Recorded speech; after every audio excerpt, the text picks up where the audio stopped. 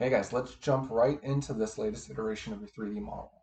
So what we're looking at here at the front is brand new stainless seam roofing throughout the entire home. We're also seeing the new garage addition up front with a nice new garage door. We're doing a sort of low slope extension, very similar to what you have already at the existing back wing. So I feel like this is very appropriate for the house. And then a very nice gable entry that ties in with the existing front gable. So we're not really sort of being too tall or too proud with this entry feature, although it really is a tremendous space. We haven't really focused on this too much, but this is quite a large gathering space. I know trick-or-treating is huge for you guys. I am really excited to see what you do with this space, especially when we open up our doors here. And greet people. And like we talked about before during our live meeting today, I think it's going to be really exciting to see this entry wall, this which is actually the back of the pantry, be low enough that we can put something up high along here, whether that be plants, statues, what have you. But I know that at Halloween time, it's going to be really fun to see some gargoyles up here. In fact, that's what I want to see up here. A row of awesome gargoyles. We've got art everywhere for you guys to consider the placement of. I think what I'm showing makes a lot of sense, but of course, we're free to move it around. I just, given the sizes and given the descriptions you gave me, I feel like what I'm showing now is right, but let me know what you'd like to move. So by not bringing the walls of the pantry up to the ceiling, we get to take better advantage of these two existing skylights. The one here at the entry area leading into the kitchen was always going to be available to us, but now the one above the pantry is also available to the foyer. And we could do something cool with this wall. In fact, maybe this wall or these walls should be painted different materials, different colors, I mean, or have different materials applied to them so that it's very clear from a distance that this volume continues past this box. I think that'd be important. I should probably mock something like that up for you guys, or your interior designer can. So looking this way, just as we had hoped for, we are entering right on the existing roof ridge of the old living room that's now being converted into the library and formal dining room. And we've just walked past the hallway to the kitchen, the hallway to the powder room. On our left here is the utility closet door. On the right here is a coat closet door. But really, the draw of the eye is this room. Existing skylights.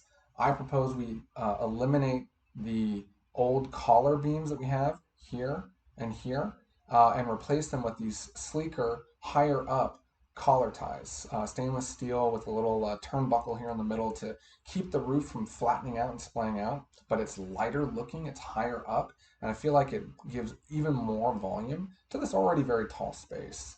I'm glad you guys are on board with lightening up the ceiling. I think the dark wood is just so ominous, so gloomy. There's not enough brightness in this room. But by going with a white and bright, whether it's painting the existing wood texture that's there now, or and doing the insulation on top, or building down below and doing the insulation down below, we could discuss that further. But I definitely think since we're replacing the roofing anyways with standing seam roofing, let's keep this existing asset, this existing texture as is, put rigid insulation on top of that, and then the standing seam metal on top of that again, and with waterproofing, of course.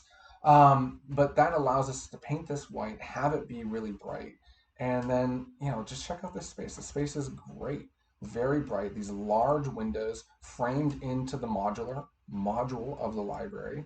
They're not mocked up yet, but these could certainly be either storage benches or there could be more shelving below, but certainly a nice little pad, custom furniture pads at these window areas would just make these so wonderful to sit in. I think putting some puck lights, maybe two puck lights, in these cased-in areas would be very, very beautiful. Looking back at the existing fireplace, I think that's quite nice. We can talk about what sort of trim or surround might be appropriate here. But I'm showing that we're not going to have more cabinets on this side of the fireplace because that's now going to be available for the living room side, with the family room side, I should say. And I don't know if you could read it, but this one here is meant to be a swingable door. So we could have this thing roll open on a roller built into the floor of the thing. And it's not a wide passageway, but it is wide enough to quickly get into the office area or the nursery bedroom. But that we don't have to do this. Certainly it'll be a lot more expensive and cumbersome to make that thing work as a hidden door. But I had to try. I had to do it. So let's keep going. So, taking a tour of the room. I'm showing now the table in the middle and the lights hanging directly from the beam here. But I do want to mention that I had intended on there being room for furniture along this side too. Certainly, the table looks great with this much room around it, being perfectly centered. And it does seem like there's still room for some standalone chairs, some standalone furniture in here. But I wonder if it doesn't make sense to keep the table biased more towards the the dining table, leaving ample space for furniture against the the library area, and still some room to scoot by. This is probably a bit too tight. Well, let me know what you guys think there. Obviously, we can tweak furniture at any time. Um, let's move on. So now from the dining room, we can pass into the kitchen. And again, this kitchen is really, really amazing. We've got two islands, one of which has a high bar top area with shallow storage accessed behind under the stools. But this is also, this high bar area is hiding any mess that might be in the sink a little bit. You can still see the faucet, and you can still see if there's a giant pile of dishes here. But it does a good job of screening the sink. And so standing at the sink, you can do your dishes here and then put all the dishes away in this full height 12-inch deep shallow cabinetry, which is right adjacent to a wine bar serving station with wine glass storage above and a little bit of closed-in storage below that. Standing here at the dish station, we get a really great shot of the rest of the great room with the sort of gridded ceiling with skylights centered in the middle, this pendant bar hanging down below that skylight, views of the back half of the old fireplace. I would love to clad that in stone if that's within your budget. But if we turn around here when we're standing here, we have access to the back half of the second island, the cooktop island. So this is just a powerhouse of storage area. So doing the dishes here and being able to put dishes away here or here, you're going to run out of dishes before you run out of room. Absolutely. Here at the cooktop island, lots of storage below. I think these should be those big pull-out drawers where you can store every pot and pan you ever use. Maybe you want to incorporate some tall cabinets for cookie sheets or something like that, but I think this is really nice. This 48-inch wide Wolf cooktop, 6 burner plus a griddle in the middle. And we've got this hood with a long chimney coming down, so we need to maintain the proper clearance for the cooktop to the hood, but this is amazing. We talked about this element in floor plan. I said I wanted to do a stone screen wall at the island here because I like that you can have a pot or a pan here, and I should mock that up actually. I should put a pot here. And that if there's a mess here or there's something going on here, people don't immediately see it when they're walking through the entry right here. So if we go back to the entry and we walk towards the dining room and look to the left, what we see, yeah, we can see a little bit of the cooktop, of course, but our view is stopped by the beauty of this stone piece right here, this stone massive monolith right here that anchors that island. So I do think that's an important piece. Let me know if you agree.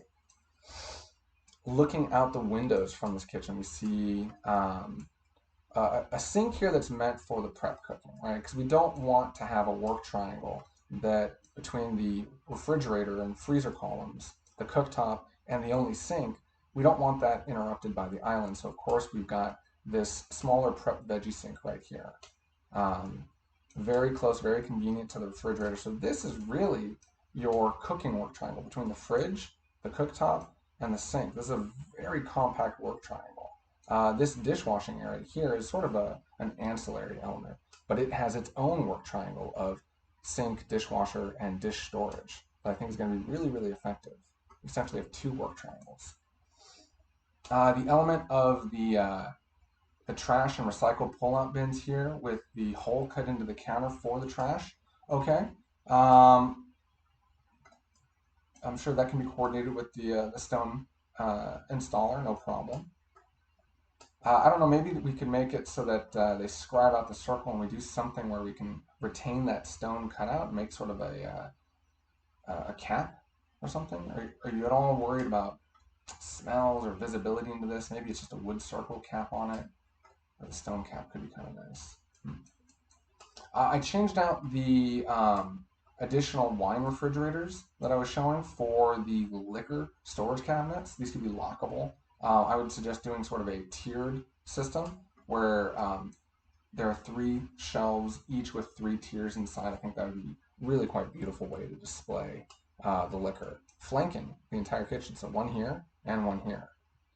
And then, of course, the alcohol triangle with one cabinet there, one cabinet here, and then, of course, the wine cabinet right here. I think this is really special. So looking at the family room TV wall, I think this is a very comfortable spot. I think it's really, really special. With a large pendant hanging down right here in the middle, and this large stone slab that is built around the existing fireplace. But now I'm proposing to break up the stone with a little bit of wood accent here. And this could be either flip-top storage or pull-out drawers. I think pull-out drawers makes the most sense to access storage or maybe some minor media elements for the TV. And I think this ties in really nicely with this media cabinet right here. So this would be a swing open cabinet door that will use up the space that was previously taken up by the flanking cabinet, very dark wood cabinet by the fireplace. So I'm really, really happy with this. This great room, as you'll remember, has a lot of glass. So much glass. This is going to be a very, very bright space. This 4-panel multi-pass pocket door is all going to slide open into this pocket right here. And so when we look at this thing in its open position, it's just a 20-foot wide opening. And you're only seeing the very slim edges of these door panels. You're not seeing that nano wall or that bifolding stack of doors that hang out here. I think this is a much more elegant solution. So long as you have the room for the pocket. The windows here at this extra bar area, or not bar, but this countertop area, will have a lot of fixed windows up above. These 2 windows will crank out. So even without having to open up this large 8-foot by 5-foot panel door, you can crank open these windows or just open this door here to quickly get to the outdoor kitchen. So I'm really happy with how all of this is working out.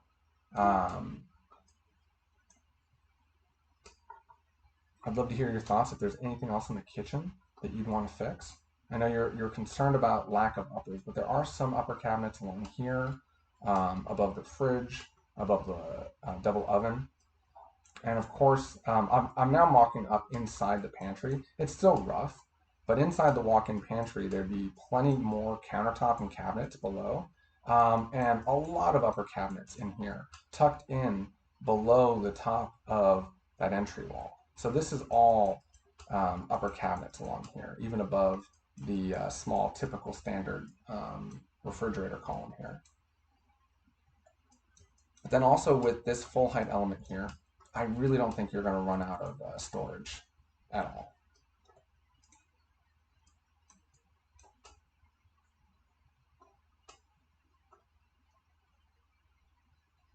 So let's continue into the master suite wing. So we've got the access to the garage here. Access to the laundry room would be in there. We're now in the hallway leading to the master suite. And, now that we've gotten rid of the storage closet that was right here for the power wall system, look at this unencumbered view you have, even from the garage door, even from the garage, looking all the way straight through to the backyard. I think this is going to be so great. At this existing skylight, I think it'd be a great spot to put another piece of your artwork, flanking the door leading into your master closet.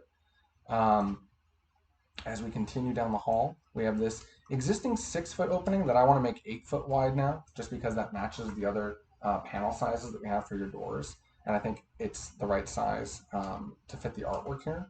So we've got this 8 foot wide patio door that could lead directly out to the outdoor kitchen again. But I think that's a great spot, the perfect spot for this big piece of artwork right here at the door into your master suite. So coming into your master suite, we're greeted with another one of these pocket doors, but we've got a huge flank of windows right here, opening out into your backyard.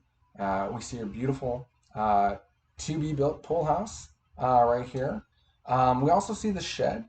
I know that the shed's important. We can't really move it closer to the oak tree or move it at all, but maybe we want to screen the view of it if it's not something that's overly beautiful to you. Looking at the bed wall here, as we discussed in our meeting, given the height of your headboard and given this very important piece of art that you have above your bed, I think we should raise these windows up to match that, to sort of design this art piece in and allow the windows to be matching that so that it looks more composed, better composed. Um, and hearing myself say that, I feel like I might want to move these windows out a little bit now. I feel like maybe they're a bit too tight to the bed. That can be coordinated later. Now, this is about as far as I've gotten with the interior model in terms of populating it with interior design elements, but we can at least go through the rest of the house just so that any consultants watching this, any vendors, or even your builders who are watching this get a sense for what we're proposing. So there'd be a pocket door here leading into the master suite. In fact, let me put on my CAD layer just so that people can see what's going on. And in the master bathroom, we would have his and hers built-in vanities with tall linen cabinets at the end, flanking a jacuzzi built-in tub, standalone freestanding jacuzzi tub that have these windows right here. Only one window would be operable. This one here could have been a casement window as well, but it's too close to a gas burning element on the exterior, tankless water heater. So we'll keep this one fixed, and that'll keep us clear of the 3-foot clearance that we need from an openable window and the gas meter. I think we should continue to take advantage of the existing vaulted ceiling in this long wing in the bathroom, and do full height tile, large pieces of tile for the shower. Shower glass isn't shown, fixtures aren't shown, of course, but I think this is a small shower, but it makes for a majestically sized walk-in closet. And this isn't really that small, to be honest with you. It's one of the things I don't like about giant walk-in showers is that they're too cold when you're using them. This one, at being about 3.5 feet wide, it's larger than your standard shower. So it'll still feel very, amply sized. You're not going to be bumping your elbows on anything. And at over 6.5 feet wide, it's definitely sized for two, comfortably. I don't think it's undersized at all. Plenty of room here in the water closet to be able to fit in some cabinetry furniture right there without being blocked by or without blocking the door.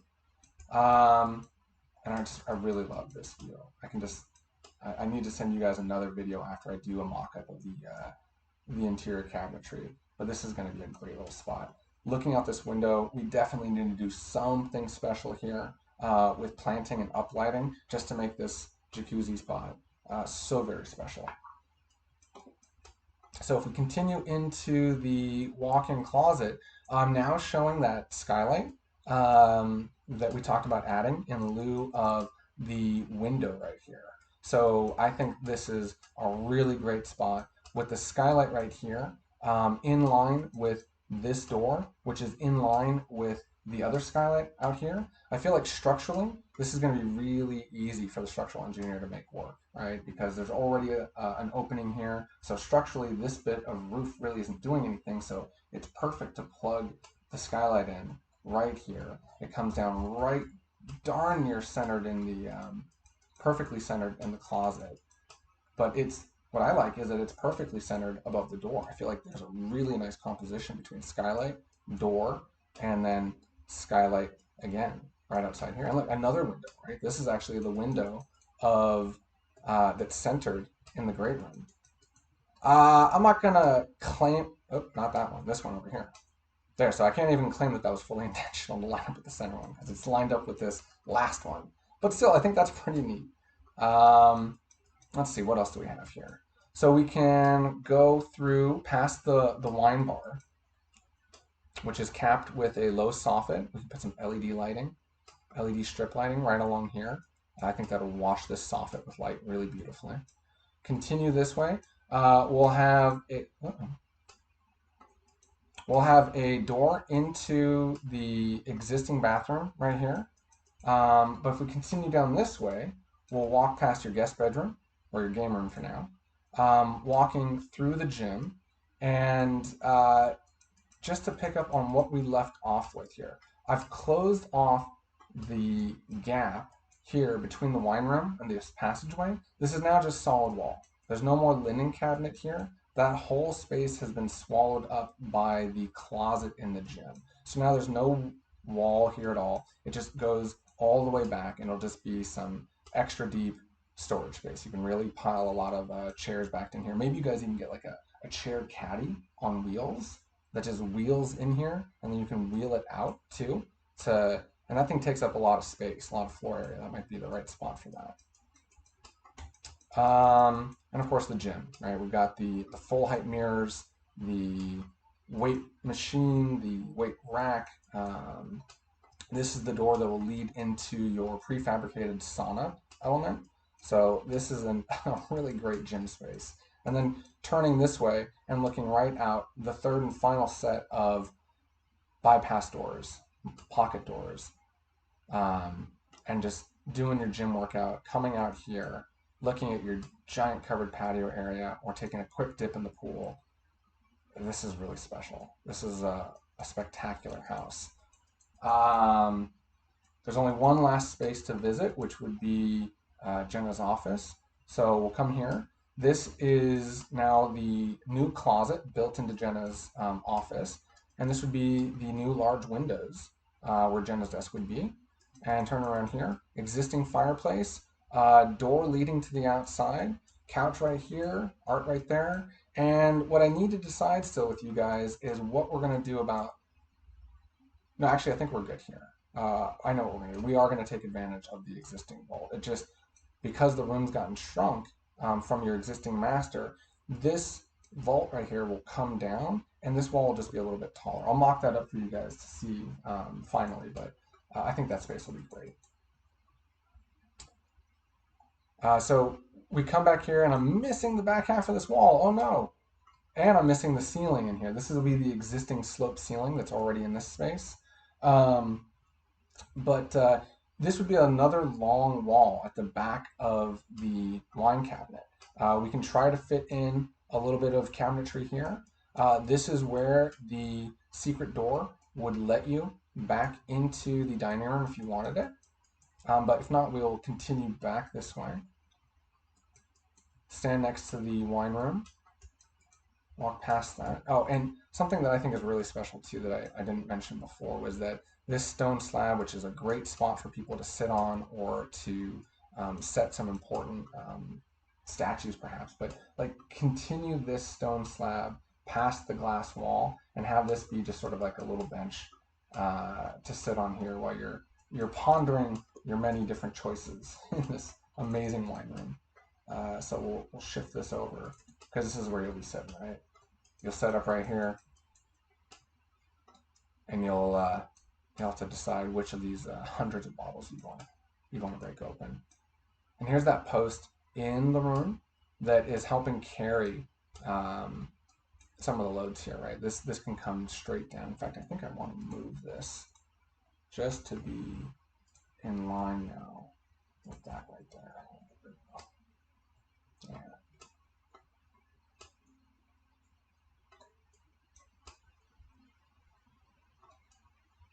So I'm really happy with this, guys. I'd love to hear your thoughts as we proceed. Obviously, with the deadline looming to submit to the city, it's not going to be possible to uh, make too many changes, fiddling with the finishes and the color of the woods and all that. But if there are major structural elements that we don't want to incorporate or that we want to change, now is the time to do that. There's one other element that I think would be worth pointing out, and that is that where we have these existing very tiny little skylights, I get if you want to keep them. I feel like they're kind of a little unimpressive. I feel like afterthoughts, to be honest with you. I'm almost tempted to close them off, but hey, they're already there. They're bringing in light. Why not keep them? But there is one thing that I wanted to mention too, and that is that I'd like to add one other skylight. Whoa, what's going on here? What? Hmm. There, I think that's right. Okay, sorry about that. We have these two skylights up here. I want to add this one here that would open down into the powder room, right? If now that we're changing the roof, I definitely want to bring natural light into the powder room through its own skylight rather than trying to do what I was saying before, which was to have a frosted glass door. I just think, when someone comes in here at night and they flip on the light to use the toilet, I mean, you've really got to stand up against the glass, and it's going to cast shadows and it's going to be gross. I think we should make this a solid door, no glass in this door, and just give it its own skylight up above. And just like I said with the skylight going in at your closet, I think we can structurally add this no problem. We're just basically poking another hole adjacent to this one here. Shouldn't be a problem. And this is great because this is going to bring in natural light directly into that landlocked powder room without needing to resort to glass in the door. All right, guys. Well, I think that about covers it. Again, if there are things that we want to change structurally, adding more skylights, changing the shape of the entry element, enlarging windows, or adding additional windows, now's the time to do that. So let's make sure we get that information over to the structural engineer ASAP.